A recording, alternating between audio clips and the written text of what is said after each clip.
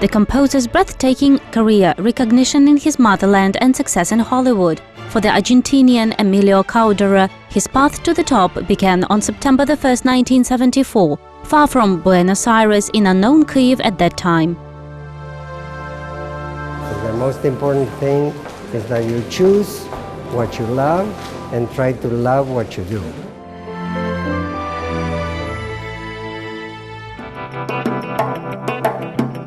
When Emilio was 8 years old, he realized that he loved making music more than anything else. He was lucky to be born in a family of musicians where this desire was understood and supported in every possible way, but getting a higher musical education wasn't easy.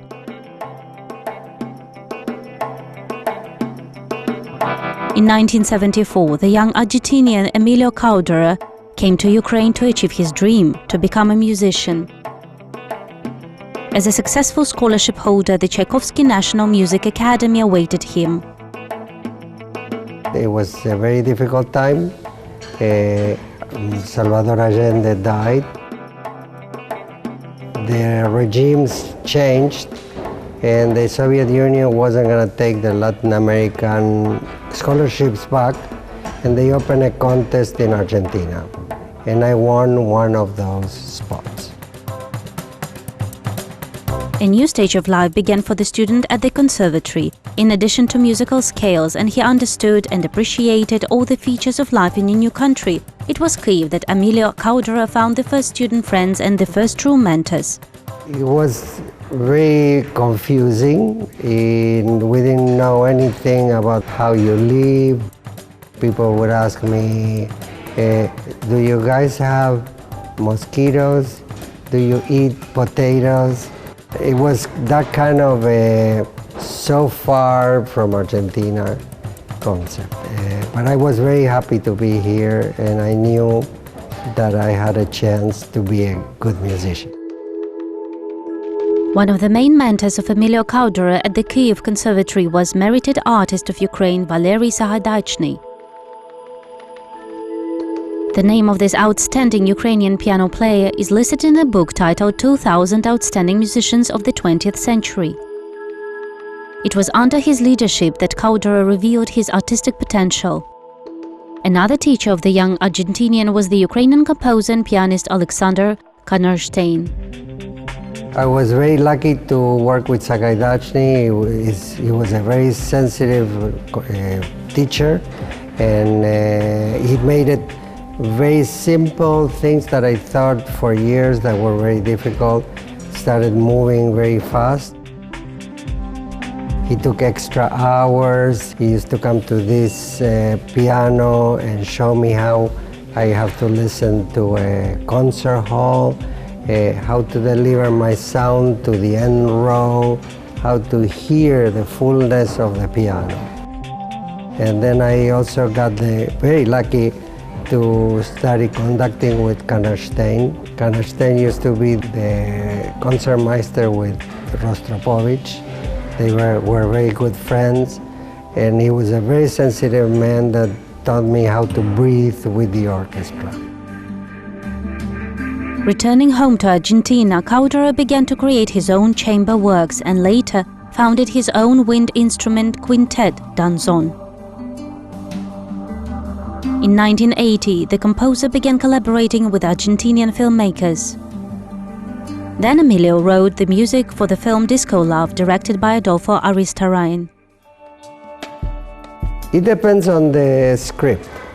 If the movie is powerful, it's easy to compose. Easier the emotions of the film or the writing of the script, the easiest to come up with ideas. I'm lucky enough, if the script is not that good, I don't do it. But in the past I had to do films that I wasn't too sure that I like them, and it is more difficult to compose for those films.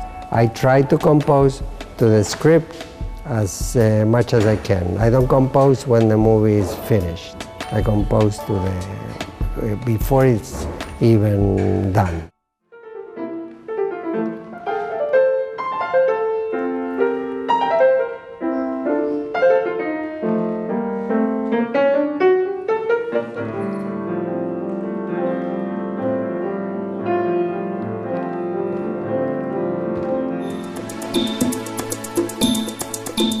Emilio Cauderer proved himself as the author of musicals. His musical Paquito's Christmas was performed by the Washington Opera Orchestra under the direction of the author. In addition, Cauderer's symphonic works were performed by the Argentine National Symphony Orchestra, the London Symphony Orchestra, and were also performed at the Philharmonic Orchestra of London, Paris and Los Angeles. The talented composer was noticed by Hollywood. Then Emilio Cauderer became the author of music for the Oscar-winning film The Secret in Her Eyes and many other films.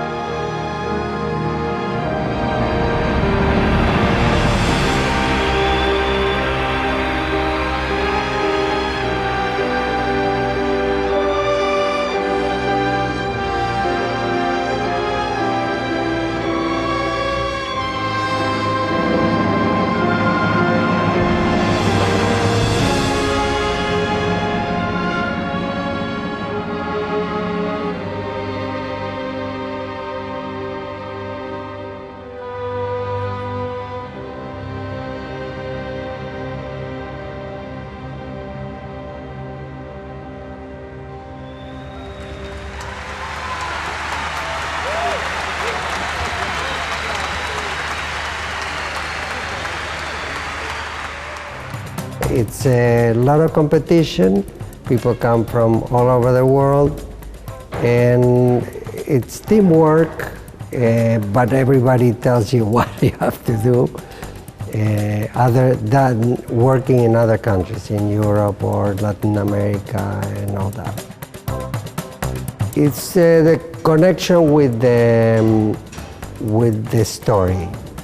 If the story is powerful enough, I get driven by melodies and mood. If it's a period movie or is a somewhat contemporary film and all that. And I do change very radically styles. I have to stick to their passion, find their voice, and try to be happy with what they're doing first. Despite the dizzying heights of his career, Cauderer didn't forget his alma mater, the Kyiv Conservatory. In 2019, the ambassador of Argentina to Ukraine, Elena Letitia Mikuzinski, organized the visit of the musician to Ukraine. Back then, the world-famous leading composer himself didn't expect that 40 years later his graduation he would experience such strong emotions.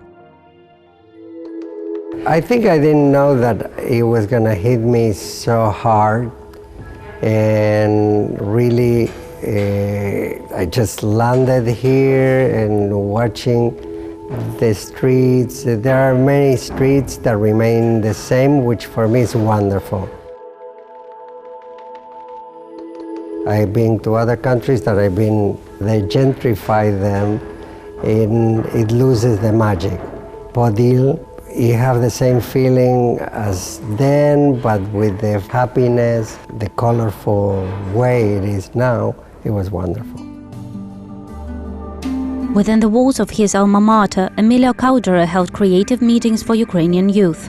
He also visited the Karpenko-Kary Kyiv National University of Theatre and Cinema, where he also held a masterclass for students and teachers.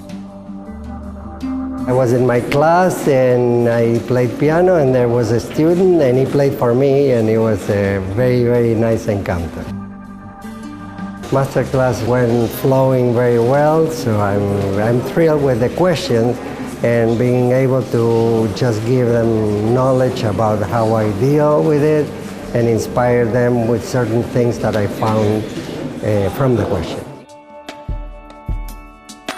At the Karpenko-Kary University of Theatre and Cinema, the composer was awarded the Scythian Dia. This prize of the Kyiv Film Festival Molodist for his contribution to world cinema was previously awarded to many filmmakers, screenwriters, as well as world-famous actors such as Sofia Loren and Roman Polanski. However, for the first time, the composer received a statuette for his contribution to contemporary cinema. I don't know, I didn't land yet. I don't know what is this. I'm gonna look all night. But I didn't sleep well lately. It's just hitting me like a lot of, I always crave to come back, and every movie that I watched, Ukrainian movie that I saw the stories and everything, made me feel very connected with the people. The people are wonderful. So it's like really being home. Upon their return, work on one documentary and 3 feature films awaits Emilio Cauderer. One is a thriller, the other one it's a love story. There's one documentary I was working on the plane. I take a keyboard. They come, I choose.